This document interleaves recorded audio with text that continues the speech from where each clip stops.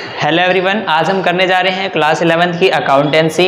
Accountancy का practical समझने से पहले हमारे लिए ज़रूरी होता है थ्योरी को समझना। तो आज हम करने जा रहे हैं कि अकाउंटिंग की मीनिंग क्या है, अकाउंटिंग के ऑब्जेक्टिव्स क्या हैं और उसके अलावा कैरेक्टरिस्टिक्स ऑफ अकाउंटिंग क्या हैं और अकाउंटिंग की ब्रांचेस क्या क्या होती हैं। सो चलिए बिना डिले किए हम स्टार्ट करते हैं।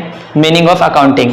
Accounting is an systematic process of identifying, measuring, recording and classifying, summarising, analysing, interpreting and communicating the financial information to the users. Sir ये बहुत बड़ी मीनिंग हो गई। चलो हम इसको थोड़ा सा डायग्रामेटिक समझने की कोशिश करते हैं, क्योंकि क्या होता है कि अगर हम चीज़ों को रटेंगे तो हमें याद नहीं होती है। अगर हम इसको थोड़ा सा पिक्चर के थ्रू समझेंगे तो हमें जल्दी याद हो जाएगा।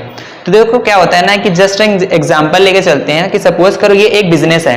अब बिजनेस के अंदर क्या होता है, ट्रांजैक्शंस होती हैं, ठीक है। अब ट्रांजैक्शंस का मतलब क्या होता है कि किसी चीज को लेना उसके बदले में कुछ देना।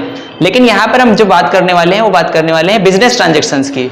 बिजनेस ट्रांजैक्शन का मतलब क्या होता है कि फाइनेंशियल ट्रांजैक्शन, यानी कि जिस ऐसी ट्रांजैक्शन जिसकी कोई मनी वैल्यू हो, यानी कंसिडरेशन में क्या इन्वॉल्व हो रहा हो, मनी, ठीक है। तो देखो जब बिजनेस के अंदर आप सबको पता है कि ट्रांजैक्शंस होती हैं, मतलब day to day sale and purchase हो रही होती हैं, या फिर other transactions regarding financial information, या फिर जो भी फाइनेंशियल के प्रूफ पे हो रही होती हैं, तो उनको हम क्या करते हैं, रिकॉर्ड करते हैं। तो सबसे पहला जो स्टेप होता है उसका क्या होता है, रिकॉर्ड करना। देखो जितनी भी ट्रांजैक्शंस होती हैं अगर हम उनको माइंड में रखने की कोशिश करेंगे तो ये हो सकता है कि वो जो ट्रांजैक्शंस हैं हम भूल जाएं या फिर हमसे कुछ गलतियां हो सकती हैं। तो इसीलिए उनका एक सिस्टमैटिक प्रोसेस होता है, यानी कि जो पहला स्टेप होता है वो क्या होता है कि जितनी भी ट्रांजैक्शंस बिजनेस के अंदर हो रही हैं फाइनेंशियली, उन सबको क्या होता है, रिकॉर्ड करना। किसके अंदर, बुक्स ऑफ अकाउंट के अंदर। फिर उसके बाद जब हम सारी की सारी ट्रांजैक्शंस को एक सेपरेट बुक्स ऑफ अकाउंट के अंदर रिकॉर्ड कर लेते हैं, तब हम उसके बाद उसका करते हैं क्लासिफिकेशन। क्योंकि क्लासिफिकेशन क्यों करना जरूरी होता है, क्योंकि ऐसा होता है ना कि जो ट्रांजैक्शंस होती है हम अलग अलग नेचर की एक ही बुक में कर रहे होते हैं, ठीक है ना। तो अब उसके अंदर अगर हम अलग अलग नेचर की बहुत सारी सिमिलर ट्रांजैक्शंस को एक पर्टिकुलर हेड ऑफ अकाउंट के अंदर रिकॉर्ड करेंगे तो उसको बोलते हैं क्लासिफाई करना। फॉर एग्जांपल जैसे कैश अकाउंट, कैश से रिलेटेड जितनी भी ट्रांजैक्शंस होंगी उसको अगर हम एक सेपरेट कॉलम के अंदर रिकॉर्ड करेंगे कि कितना कैश आया कितना कैश गया, तो हो गया कैश अकाउंट। सेम इसी तरह से जितनी भी हमारी सेल्स होती है उसको हम एक सेल्स अकाउंट बनाते हैं और उसके अंदर सेपरेटली रिकॉर्ड करते हैं। फिर उसके बाद एग्जांपल के ले लो इसके अंदर परचेज अकाउंट, कि जितना भी हमारे बिजनेस के अंदर हम रॉ मटेरियल वगैरह मंगाते हैं, ठीक है ना, माल मंगाते हैं, तो उसको कहते हैं, उसको हम परचेज अकाउंट के अंदर रिकॉर्ड करते हैं। तो इसको बोलते हैं हम क्लासिफिकेशन करना। ओके, तो सिमिलर इसी तरह से एक्सपेंसेस के होते हैं, सैलरीज के होते हैं, वेजेस के होते हैं, ठीक है। इसको हम क्या बोलते हैं, क्लासिफिकेशन करना। थर्ड स्टेप होता है इसका समराइजिंग। समराइजिंग का मतलब होता है कि जब हम क्लासिफिकेशंस कर लेते हैं अलग अलग नेचर्स का, ठीक है, तो उसका हम क्या होता है ना कि प्लस माइनस करके जो भी एक नेट वैल्यू आती है उसको हम एक समरी बनाते हैं। जब उसको एक समरी का रूप देते हैं तो उसके अंदर हम ये चीज चेक करते हैं कि जो भी हमने ट्रांजैक्शंस करी हैं वो सिमिलर है या नहीं है, बैलेंस में है या नहीं है, ठीक है। फिर उसके बाद जब हम उसका समरी बना लेते हैं तो उसके बाद हम ये चीज डिटरमिन करने की कोशिश करते हैं कि हमारी ग्रॉस प्रॉफिट कितना हुआ है या फिर नेट प्रॉफिट कितना हुआ है। तो देखो ग्रॉस प्रॉफिट के लिए क्या होता है कि हम सबसे पहले ट्रेडिंग अकाउंट बनाते हैं। ट्रेडिंग अकाउंट के अंदर क्या होता है कि हम मतलब जितनी भी सेल्स होती है उसको रिकॉर्ड करते हैं। फिर उसके बाद उसमें जितने भी डायरेक्ट एक्सपेंसेस होते हैं उसको हम माइनस करते हैं, ठीक है ना। डायरेक्ट एक्सपेंसेस वो एक्सपेंसेस होते हैं जब आप रॉ मटेरियल को, जैसे मैन्युफैक्चरिंग का बिजनेस है तो उसके अंदर मंगाते हो तो वहां से गोडाउन तक का लाने का जितना भी खर्चा होता है और जो आप गुड्स बनाते हो उसको पूरा फिनिश्ड गुड्स में बनाने तक का जितना भी खर्चा होता है उसको बोलते हैं हम डायरेक्ट एक्सपेंसेस। तो टोटल सेल में से जब हम डायरेक्ट एक्सपेंस को माइनस करते हैं तो हमारा ग्रॉस प्रॉफिट निकलता है। फिर जो गुड्स हमने बना दिया तो उसको सेल करने के लिए जो हम अपना स्टाफ बैठाते हैं, जो मैनेजमेंट बैठाते हैं, मार्केटिंग डिपार्टमेंट होता है, ठीक है ना, उनको जो हम सैलरी, कमीशन, वेजेस ये सब पे कर रहे होते हैं मैनेजर्स वगैरह को, तो उनको बोलते हैं इनडायरेक्ट एक्सपेंसेस। तो जो ये हमारा जो ग्रॉस प्रॉफिट होता है इसको हम प्रॉफिट एंड लॉस अकाउंट में लेकर के जाते हैं और वहां से हम इनडायरेक्ट एक्सपेंसेस को माइनस करते हैं। फिर हमारा क्या निकल के आता है, नेट प्रॉफिट। फिर उसके बाद जो नेट प्रॉफिट होता है उसको हम बैलेंस शीट में कैपिटल के अंदर लायबिलिटी साइड ऐड कर देते हैं ऑनर की कैपिटल के अंदर, ठीक है। फिर उसके बाद बैलेंस शीट क्या होती है, बैलेंस शीट ये होती है कि इसके अंदर हम एसेट्स और लायबिलिटी दोनों को इक्वल करके दिखाते हैं और इसको हम बोलते हैं पोजीशन स्टेटमेंट। और जो हमारा प्रॉफिट एंड लॉस होता है इसको हम बोलते हैं इनकम स्टेटमेंट। ज्यादा डिटेल में जाने की जरूरत नहीं है, बस इसको अभी अपनी नॉलेज के लिए समझ के चलो। सो ये क्या थी हमारी मीनिंग ऑफ अकाउंटिंग। पहला क्या था, ट्रांजेक्शन्स को रिकॉर्ड करना, फिर क्लासीफाई करना, फिर उसकी समरी बनाना, फिर उसके बाद ट्रेडिंग अकाउंट, यानी उसके समरी के अंदर trading account, profit and loss account और बैलेंस शीट, ठीक है।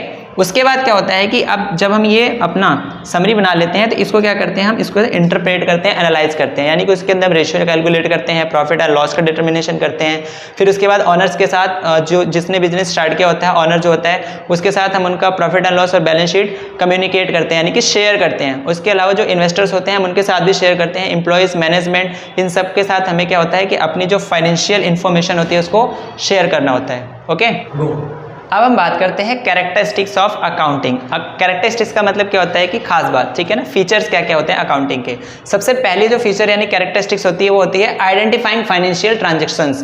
देखो आपको मैंने पहले ही बता दिया कि ट्रांजेक्शंस का मतलब क्या होता है कि किसी चीज़ के बदले में किसी चीज़ को देना, और बीच में क्या होता है कंसिडरेशन।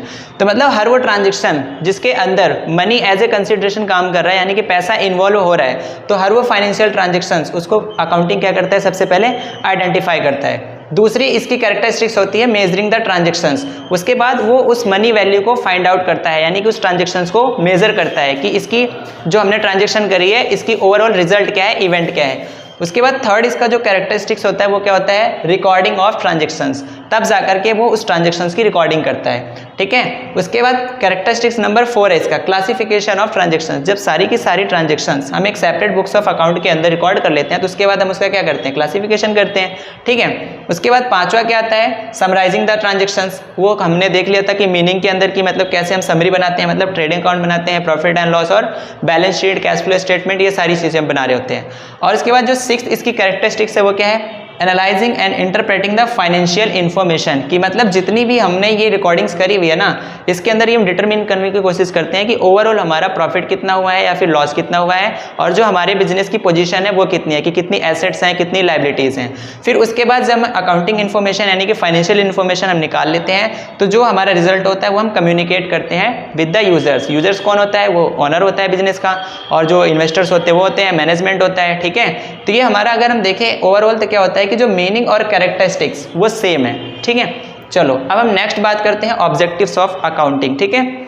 ऑब्जेक्टिव्स ऑफ अकाउंटिंग में सबसे पहला आता है maintain systematic record of business transactions, ठीक है। कि अकाउंटिंग का पहला पर्पस क्या होता है कि जितनी भी ट्रांजैक्शंस होती हैं उसको सिस्टमैटिक रूप से उसको रिकॉर्ड करना, ठीक है ना। क्योंकि क्या होता है कि जितनी भी ट्रांजैक्शंस होती है अगर हम उसको अपने तरीके से रिकॉर्ड करेंगे तो वो गलत हो सकती है, लेकिन अकाउंटिंग क्या उसको सिस्टम से लेके चलता है, पहले रिकॉर्ड करता है, ठीक है, फिर उसके बाद उसका क्लासिफिकेशन करता है, फिर उसकी समरी बनाता है।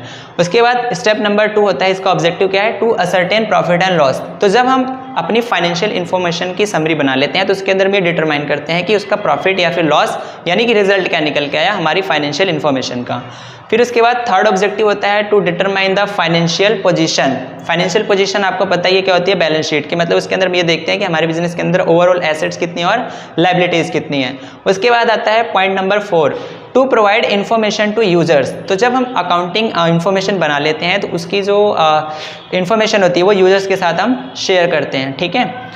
फिर उसके बाद पांचवा ऑब्जेक्टिव आता है टू असिस्ट मैनेजमेंट। तो बिजनेस के अंदर हम जो भी डिसीजंस वगैरह ले रहे होते हैं, प्लानिंग कर रहे होते हैं, किसके बेसिस पे कर रहे होते हैं, अकाउंटिंग के बेसिस पे। क्योंकि अकाउंटिंग हमें तो ये बताता है ना कि हमें मतलब आगे क्या करना चाहिए, ठीक है ना, कौन सा स्टेप लेना चाहिए। ओके, तो ये था हमारा क्या ऑब्जेक्टिव्स ऑफ अकाउंटिंग। अब हम बात करते हैं डिफरेंट ब्रांचेस ऑफ अकाउंटिंग। देखो अकाउंटिंग जो हम कर रहे हैं ना, अकाउंटिंग एक तरह की नहीं होती, अकाउंटिंग कई तरह की होती है।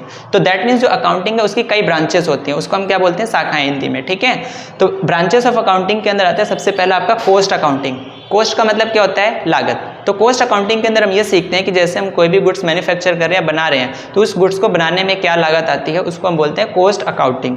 ये हमारे सिलेबस के पार्ट में नहीं है। सेकंड ब्रांच आती है क्या है, फाइनेंशियल अकाउंटिंग। फाइनेंशियल अकाउंटिंग क्या होती है कि जिसके अंदर हम अकाउंटिंग को रिकॉर्ड करते हैं। एक तरह से ये बुक कीपिंग होती है, ठीक है ना, कि मतलब जो ट्रांजेक्शन्स हो रही होती है बिजनेस के अंदर उसको हम रिकॉर्ड करते हैं, उसका क्लासिफिकेशन करते हैं, समरी बनाते हैं, ठीक है ना।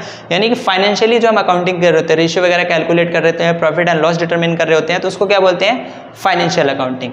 उसके बाद आता है हमारा मैनेजमेंट अकाउंटिंग। तो मैनेजमेंट से रिगार्डिंग जो अकाउंटिंग हम करते हैं उसको हम बोलते हैं मैनेजमेंट अकाउंटिंग। मैनेजमेंट अकाउंटिंग के अंदर हम ये देखते हैं कि जो हमारा मैनेजमेंट है उसको हम कैसे कम से कम कॉस्ट में अच्छे से अच्छे मैनेज कर सकते हैं, ठीक है। तो ये हमारा क्या था, डिफरेंट ब्रांचेस ऑफ अकाउंटिंग। सो इसके बाद आती है 3 इंपॉर्टेंट टर्म्स। इसको थोड़ा ध्यान से सुनना, ये आपका बहुत ज़्यादा इंपॉर्टेंट है, क्योंकि जनरली क्या होता है कि लोग आपसे ना पूछ सकते हैं इस चीज़ को कि क्या होता है, बोलते हैं आप अकाउंटिंग सीख रहे हो तो मुझे इन 3 इंपॉर्टेंट टर्म्स के बारे में बताओ कि बुक कीपिंग क्या होती है, अकाउंटिंग क्या होती है, अकाउंटेंसी क्या होती है। तो जनरली बच्चे क्या होता है, कंफ्यूज हो जाते हैं, वो सोचते हैं यार अकाउंटिंग और अकाउंटेंसी तो एक जैसी होती है, ठीक है, जबकि ऐसा नहीं है। ये जो तीनों टर्म्स है ना, इन तीनों की देखो प्रोनाउंसिएशन, मीनिंग, स्पेलिंग सब अलग है, तो दैट मीन्स मीनिंग भी डिफरेंट होगी, ठीक है। तो जो बुक कीपिंग है, बुक कीपिंग का मतलब क्या होता है कि जब भी आप फाइनेंशियल ट्रांजेक्शन्स आपके बिजनेस के अंदर हो रही होती है, तो उसको आप जब रिकॉर्ड कर रहे होते हो, उसका जब आप क्लासिफिकेशन कर रहे होते हो, तो उसको बोलते हैं बुक कीपिंग। क्या बोलते हैं, बुक कीपिंग। यानी कि जैसे आप सेल्स कर रहे हो तो सेल के लिए एक separate books of account maintain करते हो, ठीक है, एक सेपरेट बुक होती है, आप बुक के अंदर रिकॉर्ड को कीप कर रहे हो, मतलब रख रहे हो। और परचेज होता है तो परचेज की भी रिकॉर्डिंग आप कीप कर रहे हो, यानी कि रख रहे हो, तो उसको क्या बोलते हैं, बुक कीपिंग, ठीक है। अब देखो बुक कीपिंग के बाद क्या आता है, अकाउंटिंग। तो अकाउंटिंग का मतलब क्या होता है कि जब हम पूरे ईयर की जितनी भी ट्रांजेक्शन्स हुई होती है उसकी जब हम रिकॉर्डिंग कर लेते हैं, तो उसकी रिकॉर्डिंग करने के बाद उसकी बारी आती है कि उसका डिटर्मिनेशन करना है कि प्रॉफिट क्या हुआ या फिर लॉस कितना हुआ, एसेट्स क्या है और लायबिलिटीज़ क्या है, ठीक है। तो जब उस वाले नेक्स्ट स्टेप को करते हैं, सेकंड स्टेप, तो उसको क्या बोलते हैं, अकाउंटिंग। देखो बुक कीपिंग में क्या होता है कि जनरली आपको ना अकाउंट्स के कुछ बेसिक कॉन्सेप्ट्स को समझने की जरूरत होती है, लेकिन अकाउंटिंग करने के लिए आपको स्पेशल स्किल्स की रिक्वायरमेंट होती है, यानी कि आपको नॉलेज होनी चाहिए इन डेप्थ, ठीक है। एग्जाम्पल के लिए आप CA CS ले लो, ठीक है ना, ये लोग क्या है, एक हाई लेवल के लोग होते हैं। और बुक कीपिंग में क्या होता है कि मतलब एक ग्रेजुएशन लेवल का बंदा भी कर सकता है इसको, ठीक है। तो मतलब अगर हम बात करें तो बुक कीपिंग क्या है, फर्स्ट स्टेज है, और अकाउंटिंग क्या है, सेकंड स्टेज है। उसके बाद आती है बात थर्ड टर्म की, वो क्या है, अकाउंटेंसी। अकाउंटेंसी का मतलब होता है नॉलेज ऑफ अकाउंटिंग, ठीक है। क्या नॉलेज होता है ना, कि मतलब जैसे जब हम अकाउंटिंग सीख रहे होते हैं तो उसकी नॉलेज लेना बहुत ज़रूरी होती है। तो जब उसकी इन डेप्थ स्टडी कर रहे होते हैं ना, तो उसको बोलते हैं अकाउंटेंसी। अगर हम इसको थोड़ा सा डायग्रामेटिक समझने की कोशिश करें तो देखो ये कुछ इस तरह से हो जाएगा। जैसे सपोज करो ये एक बड़ा सर्कल है, ठीक है, तो और उसके अंदर एक ये छोटा सा सर्कल है, फिर इसके बीच में एक और सर्कल है। तो ये जो छोटा सा सर्कल है ना, इसको बोलते हैं हम बुक कीपिंग।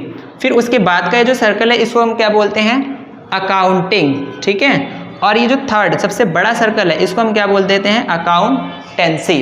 तो आई होप कि आपको ये डायग्राम से समझ में आ गया होगा कि मैं आपको क्या समझाने की कोशिश कर रहा हूँ। अब क्वेश्चन आपसे ऐसा करेगा कि मतलब which is the narrower term and which is the broader term. तो इसमें आप देखोगे सबसे नैरोअर टर्म कौन सी है, बुक कीपिंग। उसके बाद की जो ब्रॉडर टर्म है कौन सी है, अकाउंटिंग। फिर उसके बाद की जो सबसे बड़ी ब्रॉडर टर्म कौन सी है, अकाउंटेंसी। सो कैसी लगी वीडियो आप सबको, कमेंट करके जरूर बताइएगा। मिलते हैं नेक्स्ट वीडियो में, तब तक के लिए थैंक यू।